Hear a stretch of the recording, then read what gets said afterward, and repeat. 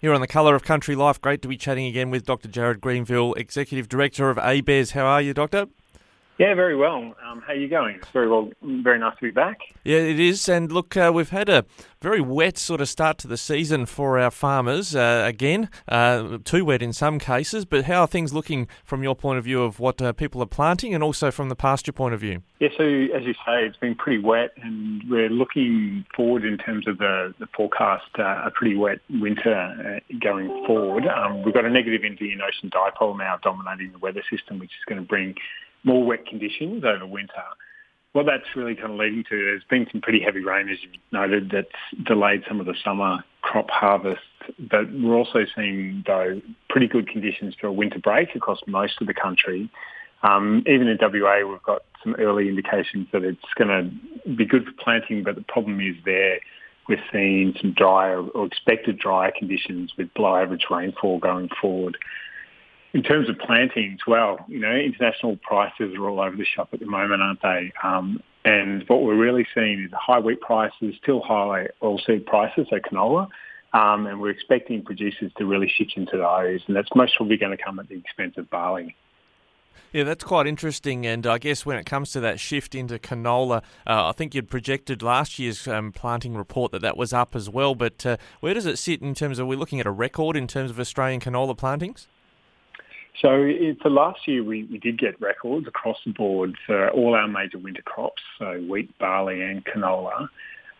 This year, on expectation for where we're at the moment, we're expecting areas to be quite high, but we're not expecting us to hit records again. So in terms of the total winter crop, we're expecting it to be around the fourth largest on record, coming into 22-23, so still right up there. But in terms of value terms, because of high prices, it's going to be a valuable one. One of our analysts was mentioning in Victoria they claimed that they're being told there's a 10% increase in the amount of cropping area being planted this year.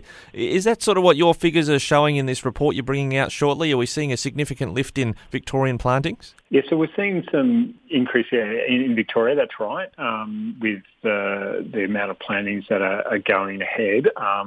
On a national level, that's offset by some of the impacts that we're seeing in WA with a bit of a lower planting, or well, not necessarily lower planting, but lower production. Victoria is looking like it's going to have a fairly good season, and particularly the conditions have been pretty good. For Victoria, what we're seeing is some increase in plantings, particularly for wheat and for canola. So canola is a big one, so about a 12% increase in the area planted to canola and 2% for wheat. That's coming on the back of a fall in area planted for barley, about 7%. But that will give us about close to that 10% increase overall in area planted. So we're seeing them take advantage of pretty good conditions and really respond to those changes in international prices that we're seeing. And as you say, with international prices and our conversation with analysts, they're expecting the canola price to hold up. What, among other things, is that going to contribute, or what is the overall outlook for our export value? Yeah, so canola price holding up, and also wheat in particular, given all the disruption caused by the war in Ukraine. What that's leading to, so this year we're setting records in terms of our export value, and so just over $64 billion. Next year we're expecting it to go up a little bit and be about $65 billion. So we're setting new records both in production and export. And despite all these supply chain disruptions that we've got going on, in the 12 months to March this year, we've seen Australia export a combined average total of wheat, canola and barley of 3 million tonnes per month. And that's right up there with past records. So despite everything that's going on, Australian farmers have still contributed significantly to global food security and global food supply. Well, one of those big talking points across, I guess, the National Farmers Federation and others, we've talked about it before, is that target that the sector is set to reach $100 billion in farm gate value by 2030. International prices probably helping get us towards that. Have you got a bit of a figure on where we're tracking? I thought we were in the high 80s at the last check. Yeah, certainly. So prices are helping in a big way. So if we have a look at where we've been, so last year we hit a record for the sector of $68 billion. This year, so 21-22, where we added $15 billion to that. And so the sector value went up to $83 billion. And that's just agriculture. The sector, that target is often interpreted including fish and forestry. And so that adds another $6 or so billion to that. So that's right up there, 89. Coming into next year, though, we're not expecting seasons to be as good as we've seen, and also it's hard to continue to produce high yields given year-on-year good results, and we're expecting that to fall back a little bit to about $80 billion for just the agriculture sector. So it's tracking pretty well. Obviously, when we look forward out to 2030, 3 years in a row is very unusual, and we've only had this a couple of times in the last 50 or so years. We'd expect a drought to come pretty soon, or at least return to what we'd say more usual seasonal conditions, and that's going to really put pressure on terms of the overall sector value. When you talk about, I guess, more usual seasonal conditions, what we've seen when we track the livestock markets is this herd rebuild and the amount of restocking that's going on. Have you got a figure on just how close, or I gather we're still a long way short of national records in terms of the amount of sheep and cattle on the ground? Yeah, that's right.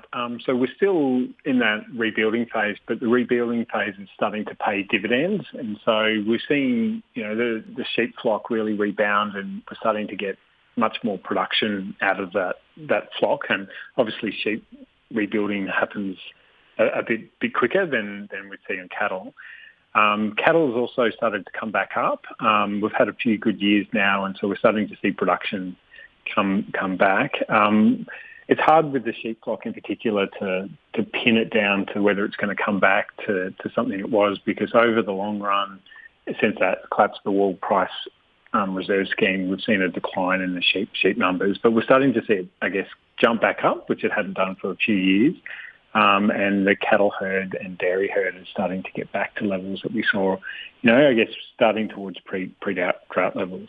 And just on the livestock front, I remember someone mentioned to me, I think earlier today, that ABARES did have some sort of estimate when it came to foot and mouth disease or the biosecurity impact of a major outbreak like that. Do you have something just handy there about just how, I guess, or even just how significant the impact would be if we had that sort of biosecurity problem in the livestock industry? Yeah, it's a big number. So if foot and mouth disease did take hold, and we're talking like a multi-state outbreak here, really got away from us and took hold across our herds and flocks, then the cost to the sector would be about $80 billion over 10 years. And so you put that in perspective, it's like 1 year of total sector value being taken out. So it's a really big cost, and that comes because there's a big break on what we can trade. There's all the costs associated with trying to get on top of the disease and exterminate it and so forth. And then there's a delay in regaining market access. And also what we're seeing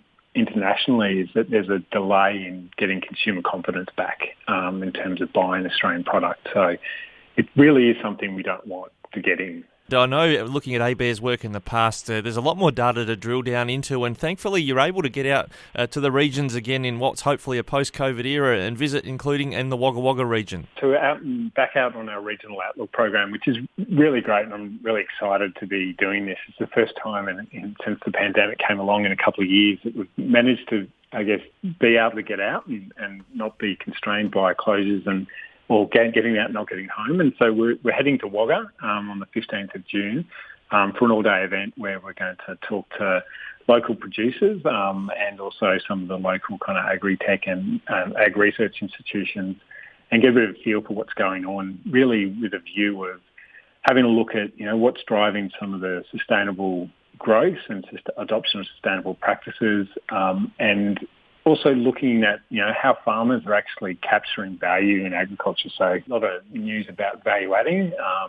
And what we see is that value adding often happens on farm. And so we're going to talk to a few producers about how that's going ahead. Yeah, when you mention sustainable there, that brings to mind about the carbon market, or I guess whether it's soils work or it's planting trees and the like. How are you seeing that sector shaping up in the years to come? Yes, that's a real, I guess, potential for an income stream for agriculture producers, particularly as Australia tries to reach its net zero targets.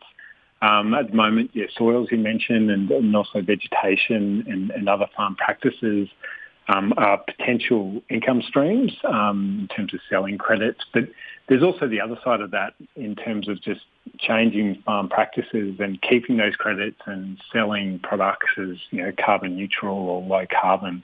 So there's a few different options out there in a world which is shifting towards lower emissions that producers potentially could really take advantage of.